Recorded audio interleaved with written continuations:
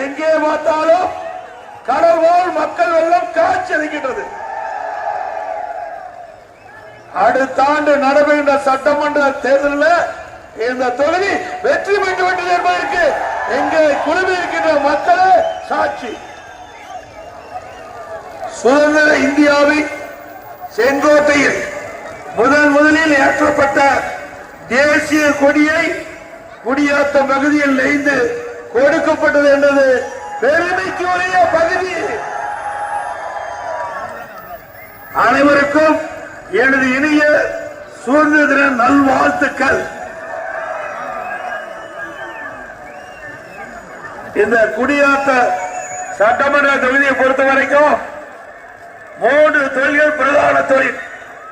ஒன்று விவசாயம், இரண்டாவது நெசவு, இன்னொன்று தீப்பெட்டி தொழில், பீடி தொழில். இதை நம்பித்தான் இந்த பகுதி மக்கள் தங்களுடைய வாழ்வாதாரத்தை நடத்திக் கொண்டிருக்கின்றார்கள். அந்த 3 தொழிலும் சிறப்பாக செயல்படுகின்ற காலம் அதிமுக ஆட்சி காலம். இன்னைக்கு விவசாயம் என்று எடுத்துக்கொண்டால் சுமார் 65% மக்கள் விவசாயத்தை நம்பி வாழ்ந்து கொண்டிருக்கின்றார்கள்.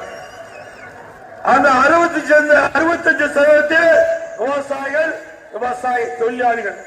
ஆக இந்த 2 தொழிலும் சிறக்கின்ற ஒரு சூழ்நிலையை அனைத்து இந்திய அண்ணா திராவிட முன்னேற்ற கழக ஆட்சியிலே பார்க்க முடியுது.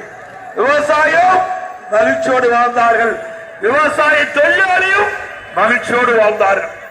அண்ணா திமுக ஆட்சி இருக்கின்ற காலத்தில் தான் விவசாயிகள் தொடக்க வேளாண் கூட்டுறவு வங்கியிலே வாங்கிய பயிர்கள் 2 முறை தள்ளுபடி செய்யப்பட்டது. விவசாயம் ஒரே 5 ஆண்டில் விவசாயிகளுடைய மின் மோட்டார் 24 மணி நேரம் மும்முனை மின்சாரம் கொடுத்த அரசாங்கம் அண்ணா